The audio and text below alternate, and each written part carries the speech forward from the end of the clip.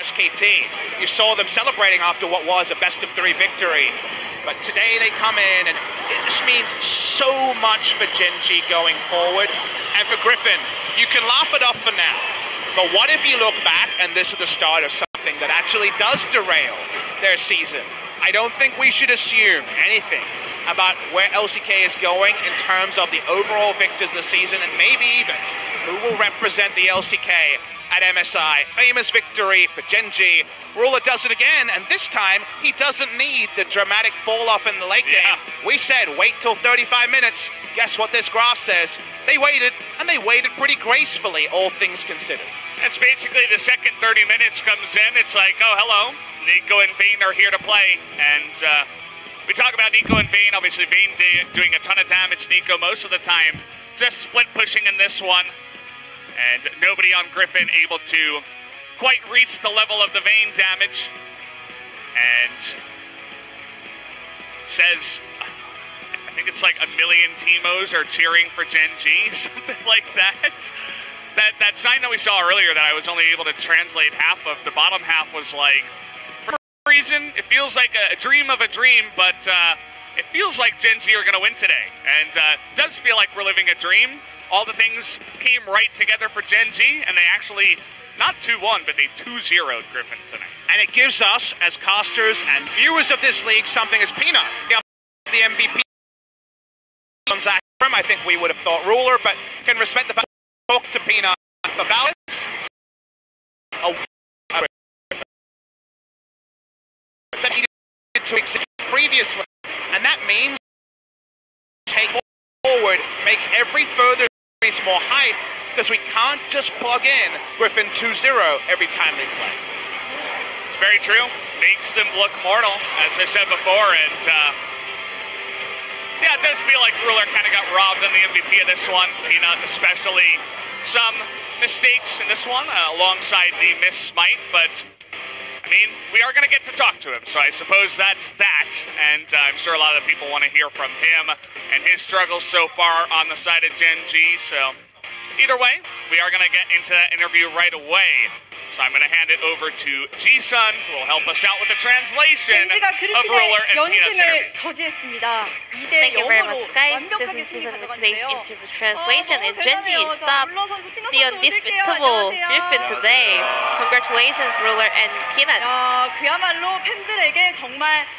It was a perfect and fantastic gift for your fans. How do you feel right now, Ruler? 일단 1등 팀을 이긴 것도 너무 기쁘고. Well, I'm happy that we took down the first place team. But what's more important, that our performance was really close to clean, so I'm really happy with that. Peanut, this is your first MVP. We missed you a lot. 저도 여기 자리가 어떤지가 너무 궁금했는데. I also wondered what this place would look like this MVP interview, so I'm really happy. And especially you got the MVP on the day you took down Griffin. How do you feel right now? 전승을 달리고 있던 팀이라 Well, Griffin was undefeated and we were on the 9th place, so we actually didn't expect this result, but we did have a bit of a confidence that we can take them down. But this 2-0 clean game, I'm really happy. 네, 그럼요. Well, I can see Peanut still nervous after this fantastic victory, you know? And today, Gen G had the best with shot calls, draft, and everything. So who was the main shot caller today? Well, everyone did. I mean, like, we were trying to focus on one thing at a time, and I think that really worked out fine today. And game 1 and 2 had a very similar draft. Was that prepared for today specifically? Well, it was more like we were trying to go with champions that we were confident with. Well, especially your Vayne. A lot of crowds were cheering for it. I mean, even though she is buffed, but you know, it's a very risky pick, you know. Well, for the champions with a weak laning phase, they need a good pilot. Yeah, I mean, the player playing the champion has to be good. And Gen G, you guys kept playing Nico. So what are your thoughts on Nico as a team? in competitive games. 성진이 형 일단 좋아하는 픽이고. It is one of the champions that Cube prefers, and he's also good at it. 1경기를 결국 이겼잖아요. And so we tried it in game 1, we got the victory, so there was no reason to change our decision. 네, 그 분위기 잘 이어가서 2세트도 승리를 했고요. 1세트 때 바로 오더 상황이 정말 Game 1, we're curious about the Baron try. We weren't really sure that you guys were able to take that. So whose call was that? 일단 5명 다 같이 치고 We all 싸우면 five 무조건 이긴다라고 콜을 had the same 했었는데 decision that if we just try Baron and open team fight, we knew that we were going to win. But Nocturne came in quite early, so we were able to take him down and also Baron. That was more like a very perfect team fight. Did you see the good angle? 저희가 무조건 이긴다 생각했었던 것 같아요. I mean, we just had to mind that we had a good draft, that we were able to win the team fight. We have just wanted to win that fight. Maybe fans a bit worried about that mic check to them, right? 게임 끝나고는 생각했는데 Well, after the game, 잘해주시겠지 했는데 well, I thought that there can be a mic check revealed, but you know, I think that was a good one. 2세트 얘기 나눠볼게요. 피너 선수. Moving on to game 2, Peanut. It was Zach versus Sinjao, which is a very hard matchup for Zach. So, how did you plan for your jungling path? 이제 블루 리시한 척하고 제가 레드. Well, I asked Cuvette to act like he leashed for blue, and I actually went for red by myself. 상대방이 어떻게 생각하는지 모르겠지만. Well, I'm not sure what the group of players said, but 뺏겨서 좀 기분 좋은 스타트 할 수 있었던 it was a good start for me because I was able to take camp all the. I was able to pick up all the jungling camp in my jungle. 특히 탑과의 조합도 굉장히 중요한데요. I think you also had a good synergy with Nico. 있다고 보시나요? 일단 What's your thoughts about it? CC가 좋고. We had good CCs.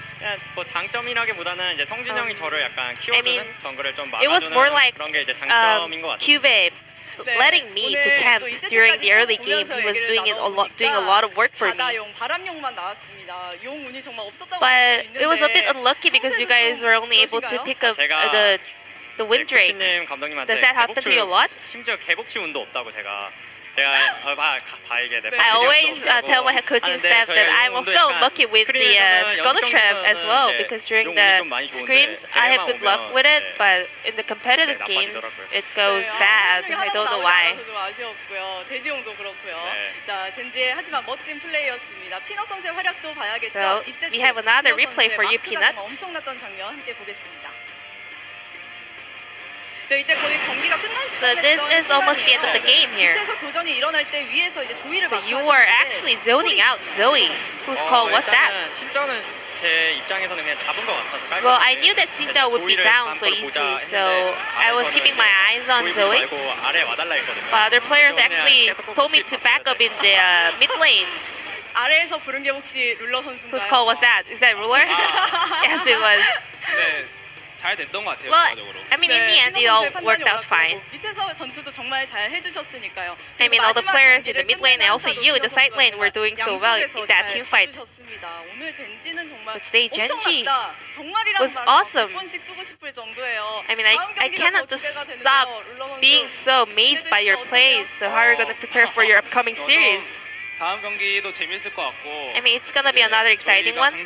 1등팀 이겼으니까 Since we took down the first place team, 이길 수 있지 않을까 싶습니다. if we practice hard and prepare a lot, I'm sure that we're going to get another victory. 이 자리에서 또 만나야 되잖아요. And Peanut, I hope to see you again on the MVP interview. How are you going to prepare for your upcoming series? I think I had some chances of picking up some MVPs, but Ruler took it away from me. So I hope I can perform well in our upcoming series as well. So I'm going to do my best to pick up another MVP in the future. 가능하지 않을까 이런 기대도 해보겠습니다. 인터뷰 끝내기가 너무 아쉬울 It's really sad to say goodbye to Genji players because it was so exciting game today. So thank you very much for today's interview, Ruler and Peanut. And we'll be looking forward to seeing Genji coming back from today's today's victory. 젠지의 기분 좋은 승리와 함께 중계석 So 연결할게요. this will be the end of the interview, and I'm gonna pass it back to our casters. Thank you, Ji-sun, as always, and I caught that guy in the audience that had that EU greater than KR sign, and Huh? I mean, Griffin just lost to Gen G, so He's more right than he never was know. when he made the sign. So that's a pretty good sign for the Yeah. sign, right? So it's a good sign. what does today mean? What is the sign of this victory herald in the future? We don't know. But Griffin have things to work on that we can evaluate, and it's been hard, right? They were the A+ student where you're like, I mean, there's no more marks than 100%. Yeah. But I was over there being like, maybe we should change the rubric. There's some problems. It's like the last time they failed the test, they stayed up until 4 a.m. playing League of Legends, and they did it again this time, and we're like, what did you think would happen the second time? You're going to fail the test again, and they did. It's kind of sad to watch at the same time, but, I mean, you got to give props to Rulers and the guys over at Gen G. They found the weakness, they drafted it well, and they played it well, and they absolutely deserve the wins. According to this series, you can get away with a lot against Griffin. And even their famous late game team fighting won't be enough if you're greedy enough. So is greed good enough to take down Griffin reliably? We can't know. Was it enough today? The answer is yes.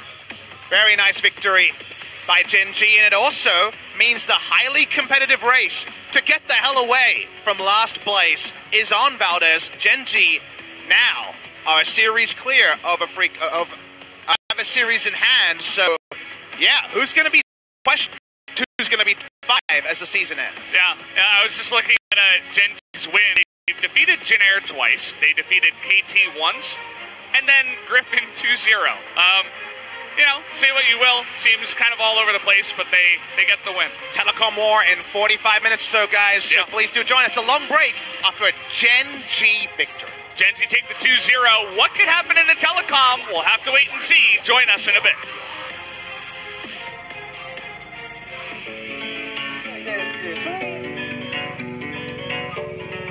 You take me higher when I feel make me better when I'm alone. I keep on rolling, all with your fuel. You're like my gasoline that makes my dream come true. 'Cause it's just the beginning. Together we'll be winning. With you I'm a savage. Make my sorrow silly. 'Cause with you I'm feeling feather light. Light like a feather, white like the wind. I fly together to where we never been. You taught me loving without all the bling. You're all I need. I'm feeling feather light.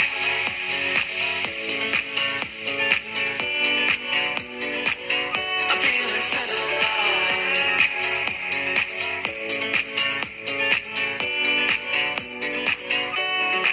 You're my desire, my cookie dough, my burning fire, my secret code.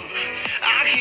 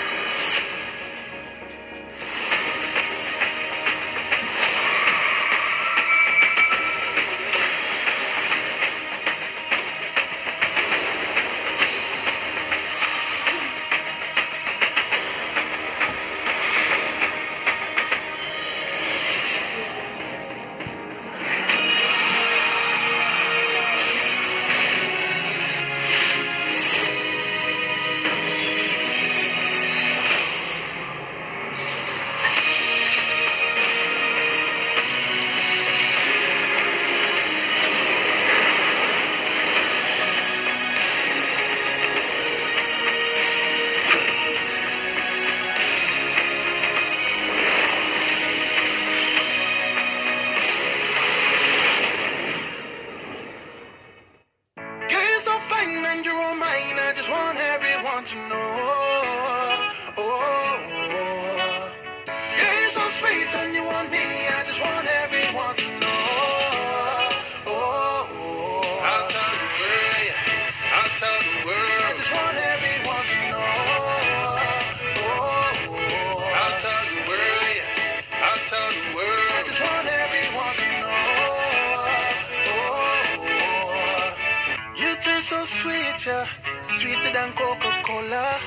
Your body gets me drunk like rum. I don't play the beat if you dance over closer.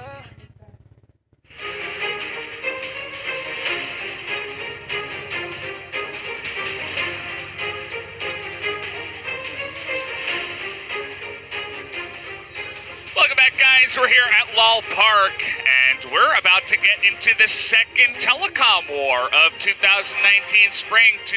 Well, I almost said 2018 there. Not sure why. SKT versus KT. This is going to be, of course, the telecom war coming back to you guys after we just had the biggest upset of 2019, Griffin going down to Gen G in their first loss of 2019. And the question everyone should be asking, especially KT fans, can lightning strike twice? Is the magic that was so clearly in the air in our first series potentially going to come back here? SKT so hard done by to lose to Griffin in their most recent series. They could, if they come in and just comfortably beat KT, you can think of today as SKT versus Griffin in a different way. It was SKT and Griffin against teams rooted into the bottom 3 or 4 places of the ladder, and we just saw a huge trip up from Griffin. So this would be a great chance to build up some expectation, get a easy 2-0 down, but which way is the easy 2-0 going? And again, this could be anything. 68 matches in, and suddenly it feels like for the first time this season, the season's wide open, and there's a lot of teams who might be looking to pounce.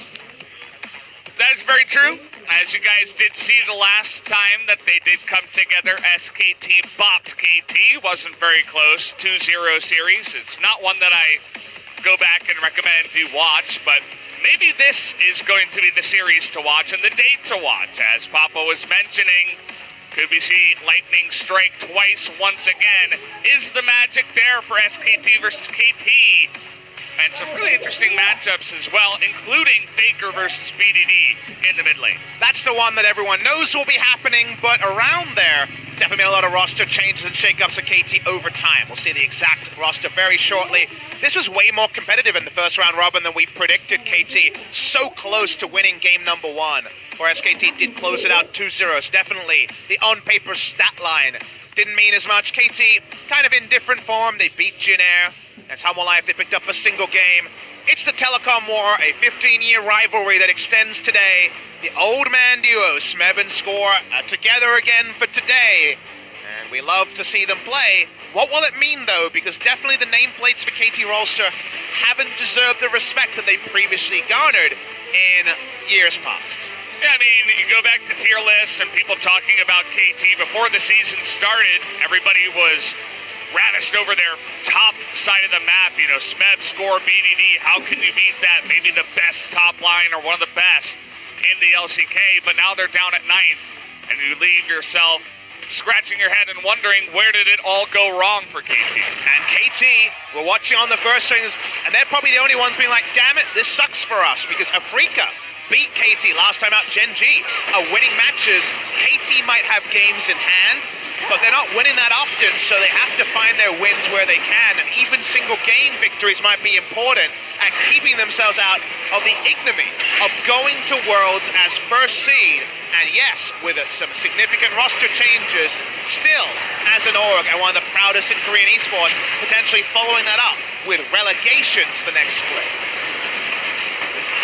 You see here the replays, the highlights of SKT versus Griffin, one of the best series we've had in a long time, where SKT tried their very hardest and were very competitive up against Griffin, and then Gen G turned out to be the team that beats them the easiest and has the most fun time up against that team. But SKT definitely proving a lot in that series that they can compete with the best of the best. We're finding the good highlights from the KT series, which was very different when it comes to playing yourself into form, losing to Afrika, who had lost to Jin Air, means the greater than chain at some point is a very entertaining one.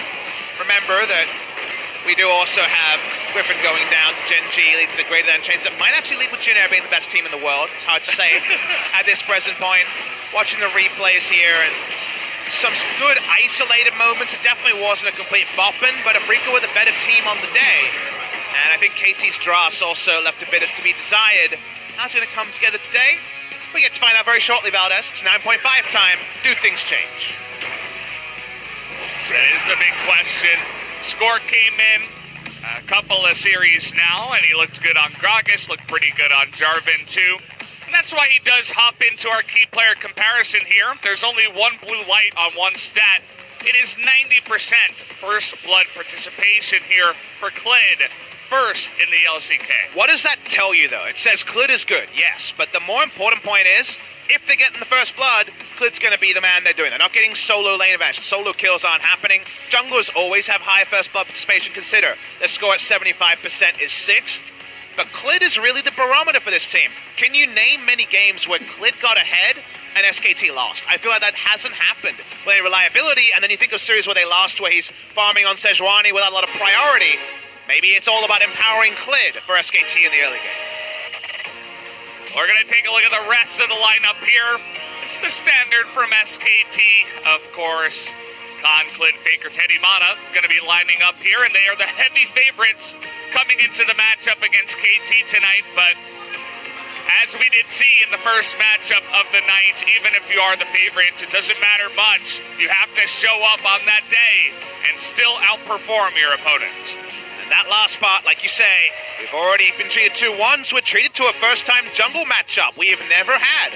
Score and Clid face each other in a professional game in history. So going to be so cool to see how Score does. Clid isn't the prototypical young buck that previously Score was so good at schooling, and Score himself trying to find form coming back into the roster. Gango will be starting at 80 carry. We haven't seen him in forever. They've been sticking with Zenith.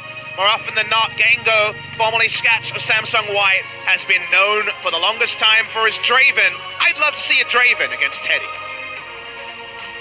Well, that might be one way that they can get ahead and earn some victories in the lane. We'll have to wait and see if it even gets to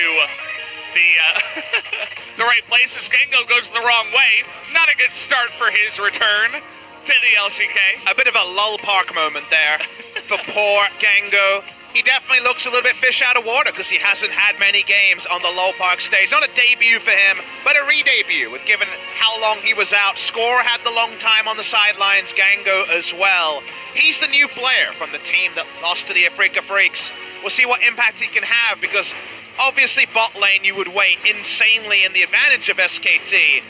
You would have said that about some other matchups in our first series, and it didn't mean so much. So on paper, things looking good for SKT. In practice, last time out, things so close to being the first team to unsettle. Griffin, SK Telecom T1 want to bounce back and show that there is a top team that's able to dispatch a lower place team much easier. We talk about upsets and favorites here, but I do feel like every time we come into a second match, some of the smaller points of the first match actually bleed into the second match, and generally it's small points, but you talk about the first series and you talk about Vayne and Zach and what you can get away with here. 9.5, baby. Maybe some of these lower teams that are underdogs are just going to start throwing caution to the wind and just draft these super late game comps and say, can you punish us? Let's find out, you know? The answer for SKT compared to Griffin is yes, in my mind. I think SKT's early game is really strong compared to a more reactive style that Griffin have been taking. So I think if you first round Vayne against SKT, you eat humble pie. How many Siverdras have lost to SKT just getting 2 items and using them well? I think it's too bold, but if nothing else is going to work, why not throw a wild card out there? And Gango as a player is a wild card, given they haven't been fielding him for a long time. That's definitely a big question mark for the side of SKT, who may not have expected Gango to make his return to the Rift here.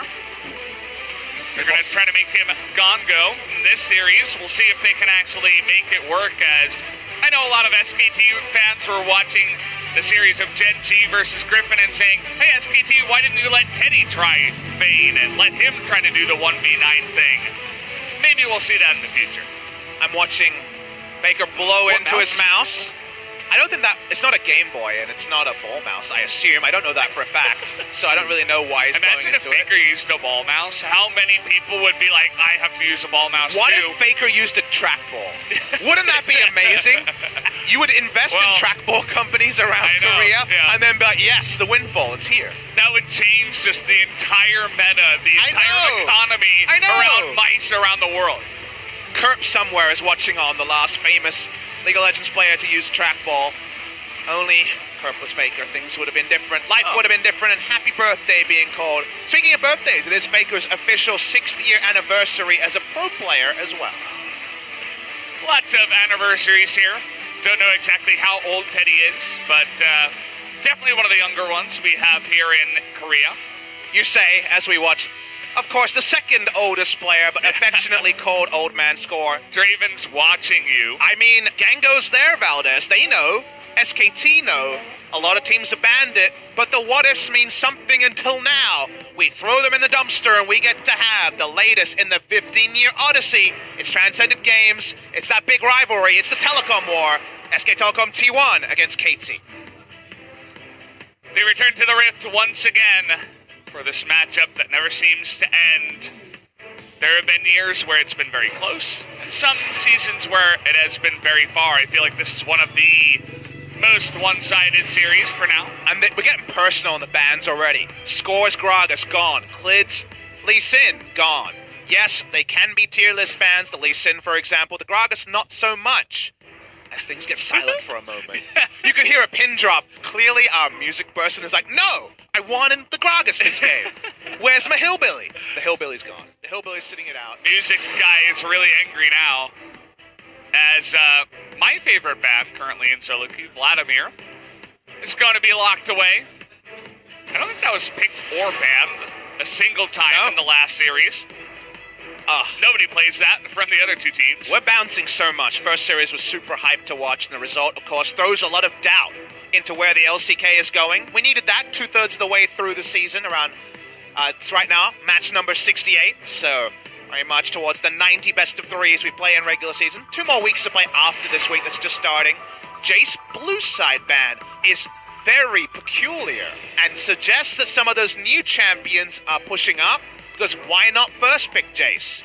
You have Khan on your lineup. Yeah. They clearly want to first pick something else, because Smeb is also a noted Jace player. LeBlanc's open. Rise priority is way up as a flex draft, and the fact that it can be so strong in a lot of matchups. Lissandra would have been snapped up by, say, for example, Gen G at the first pick, but don't know if that needs the same respect here as an overall first pick, even though it's been a strong pick for Faker. What does he want? Is a very intriguing question, amplified by the blue side Jace ban.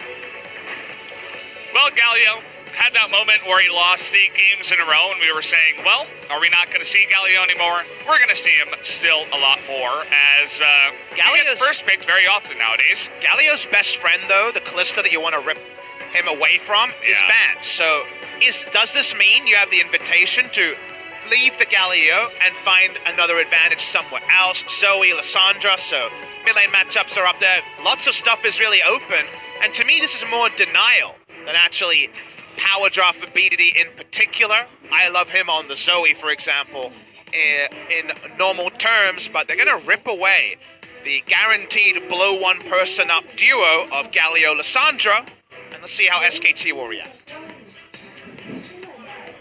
Well, we saw a bunch of Vayne in the last series, but SKT not going to go for it for now, as Zoe will be picked into the Lissandra already after KT showed that card. That means that KT did not want SKT to have Lissandra, because they have played the other side and BD's won the other side of the matchup. So expected matchup, but the shoe on the other foot based on what happened previously, and this is interesting. First round Kai'Sa. I think SKT's first rounding 80 carry. 80 carry support's not a rare thing to do, but I think they want to force an aggressive Draven now, otherwise they'll be banned. Yeah. And they get the Draven now. We called for it. We get it, baby. 83.3%, 5-1. as, well, the guy who used to be a Draven 1 pick gets his pick. And we're going to have a fun bot lane, Papa. We definitely are. We knew when we saw the Kai'Sa, it was SKT saying, you have Draven now or Draven is banned. That was the duality they had to deal with. No first round Draven ban means it may not be a Vayne, but we'll take Draven.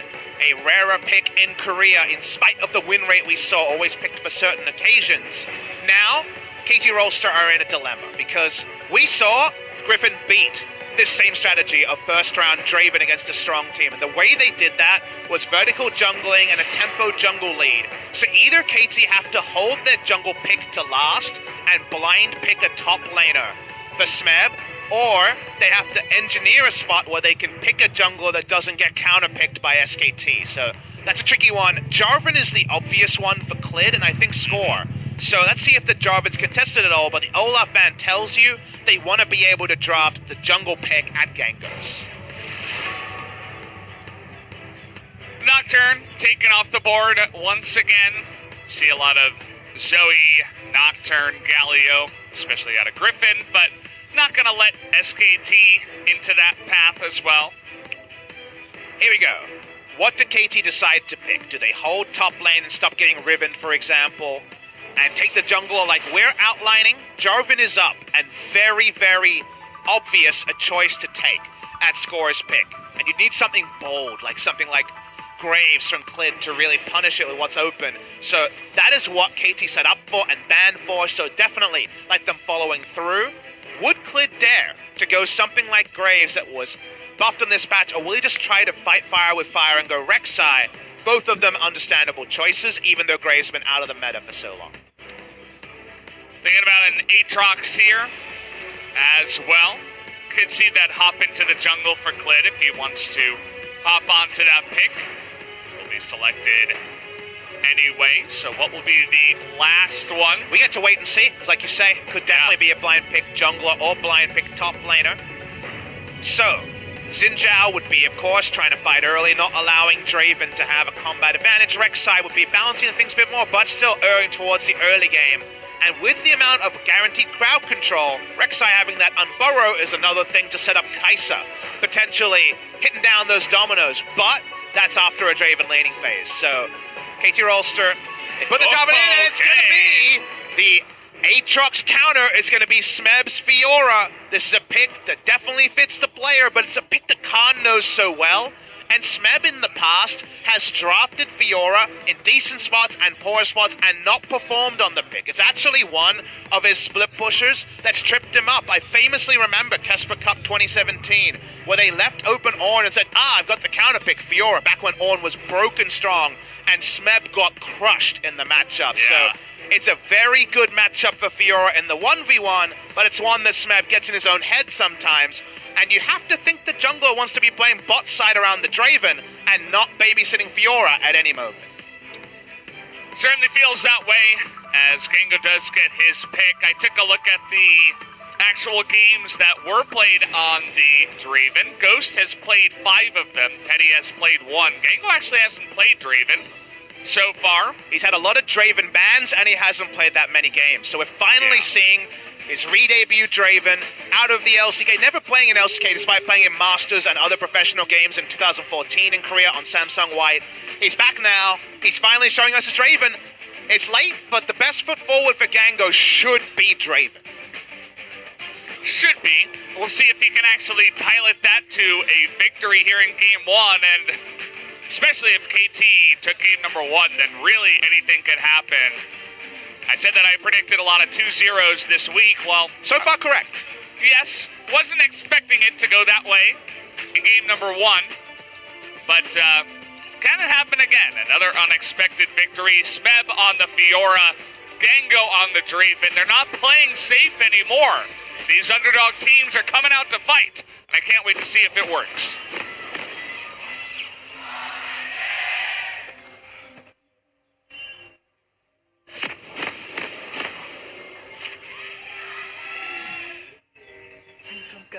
Well, we're on the T1 side, on the SKT side, and their tier was massive. KT's one, actually suffering a little bit here as the second team.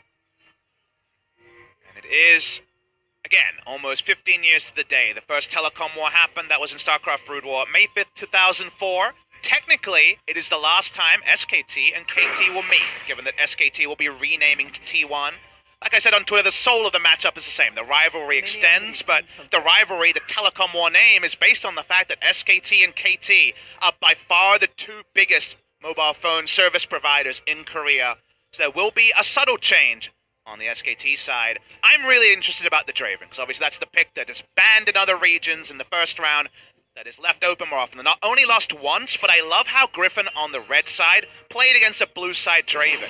They had Galio in the first round with their AD carry, which I believe was Lucian, and then the moment they saw Draven on the blue side, they instantly locked in Braum, didn't have a Galio flex, and punished from level 1. Vertical jungler around the bot side, got both the Draven summoners. Draven never got to have the comfortable laning phase. This time, KT have the Braum, the level 1 is a lot more passive, and this should be some breathing room for Gengo and Snowflower to do the thing that Draven is oh so known for, lane domination. So funny to see the difference in the Lissandra play, as everybody was calling for a Lissandra ban against Fly. It's the only champion that he really gets much success on. And then we turn it over to BDD, who is 0-4 on the pick.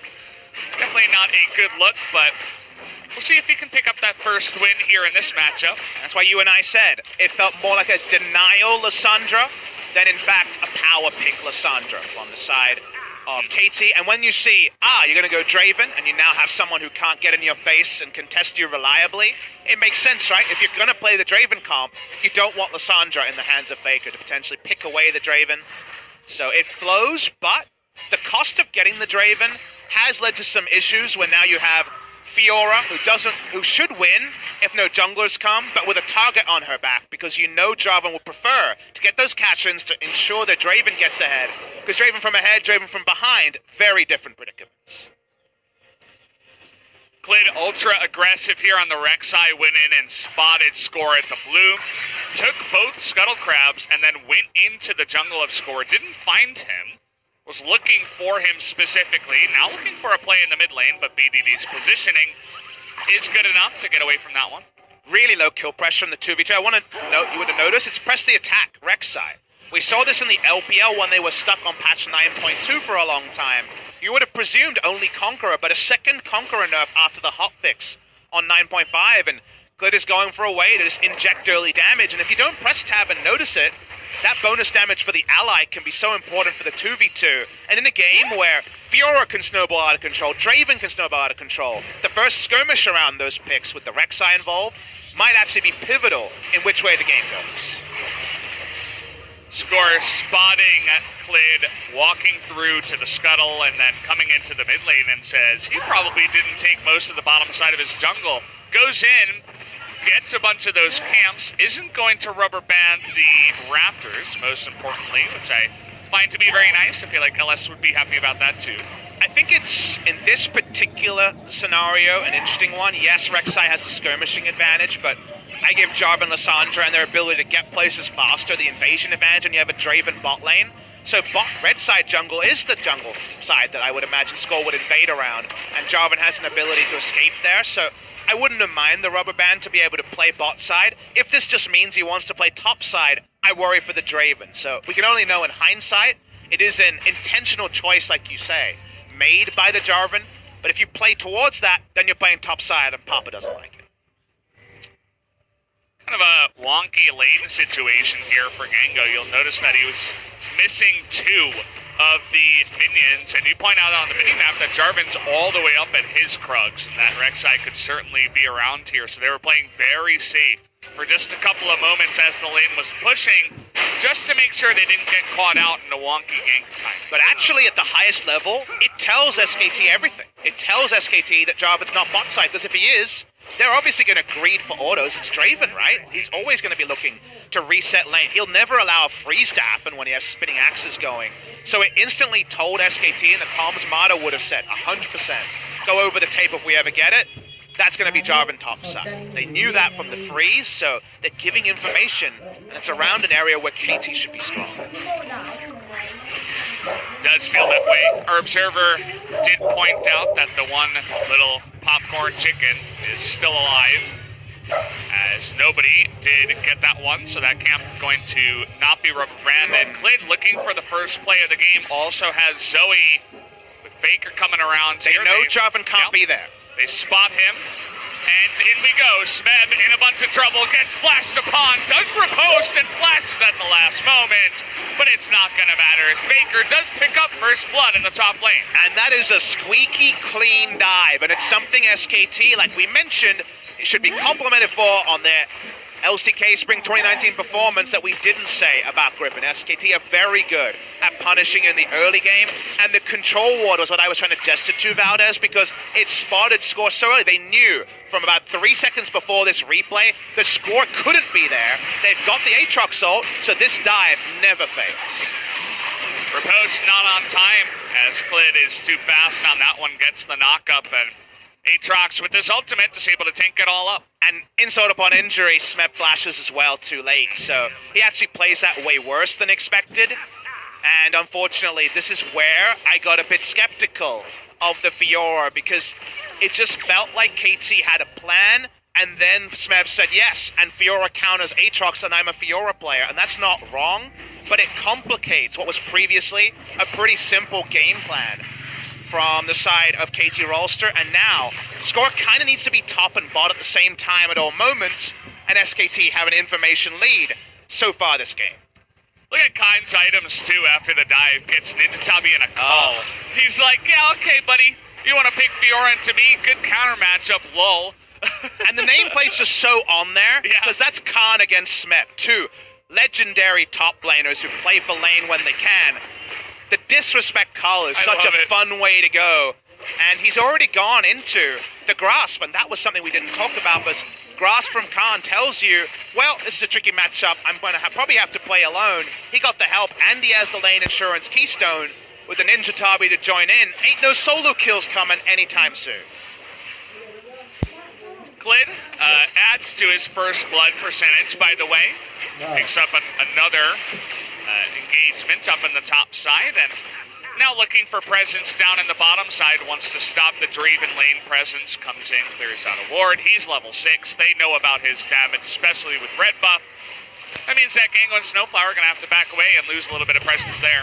I'm so scared if I'm a KT fan looking at the minimap. Look how much information SKT have and how little KT have, and Tremor Sense advantage is on the side of SKT. They are running this map, and wherever they decide action is happening, they're going to play it. Why do you transfer all your power bot side? Now there's a whole lot of darkness, a permanent Nocturne ultimate for Gango to play aggressive around, and that means that Kai'Sa is opening up a CS advantage over the Draven. Yeah. 85 on 72 right now with the lane pushing into Gango, so he can catch up a little bit. Thankfully, KT and Score and the rest of them do realize that that happens. They go down, put down a couple of control wards, open up a bit of the map, and gain themselves a little bit of vision here. So BDD, he's on the roam champion. Well, you don't have river control, so the roam champion is being outranged and outtraded. That's what Zoe does in the Lissandra matchup, even more reliably than something like the LeBlanc matchup we've been focusing on a little bit more intently. Gango is trying to freeze on Draven rather than trying to pressure.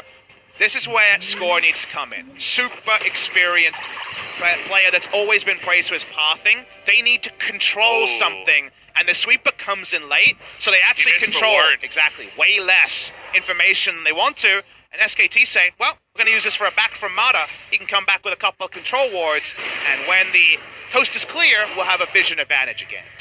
It's really unfortunate for Score. He's spotted the entire way. They're pinging and knowing exactly where the jungler is. Khan gets to just sit up in the top lane, push his lead with the call that he has, have a bit of fun in there. And now you get leads like this where Score's not getting anything. Mata's freshly shopped, Clid's around, doesn't know about the positioning. Score gets the bad information. Eventually you assume he'll have to disengage, but BDD does respond first. Watching the top side, bad recall timing for Smeb. TP down, Khan has TP advantage and is racking up the turret plates. Music to the ears of any Aatrox player, and LS no doubt frustrated that Aatrox coming out pretty unscathed in a pretty hard counter matchup. Well, it helps when your team has vision advantage and the Rek'Sai Zoe go for the first roam on a Fiora. that needs a couple of items to get ahead. And he gets that Aatrox online with the call. So, having a bit of fun. Looks like that was 2 plates now up in the top side that are down. The only other plate that's down on the map was in the mid lane, where BDD was able to pick that up with Demolish after Faker went for that roam for the first blood. See Score having to be in really awkward position, never have. He's looking for a Jarvan proactive gank against Cleanse Zoe in the mid lane, rather than playing top or bot, which are the matchups that are favored for KT. However, Faker's on a ward. Okay, I mean, he's on a way. In comes the Draven ultimate, trying to get that damage down, and they will. 4 members able to group up here, and even Gango from downtown trying to get a little piece of the action. Exactly. 5 people have to be involved to get the single kill. The turret play is nice to BDD. Now, obviously, Faker recalling on the ward is the big presenting problem, but even from there, outplays, unfortunately, just lesson 2, the question is... Backside, he's like...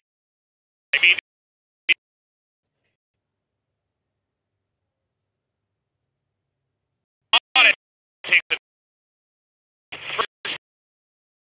Seems like is good thing that you did, but from Smith pretty obviously showing his gets that nation moves. He's been coming here and Clid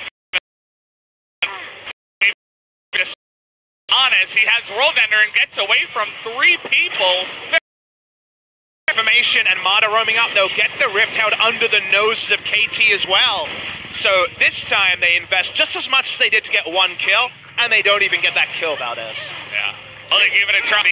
He makes it he's in the bottom lane without a ward, but he's in the on one goes as need to but getting something going by getting the turret play. So involvement can't get a cash in, frustratingly. That is not picked up by the Draven, but that turret was, I believe, full health, and now 3 plates are gone. They are being able to take a lot of turret damage onto the side of SKT. Maybe even the turret. We'll wait and see. Kaisel Smebbing split the gold like 250 them. Would have changed base. There. Woggle thing. All the turret plates take swoop. The TP. Good. 80 no. It takes extra shot. It was plates from the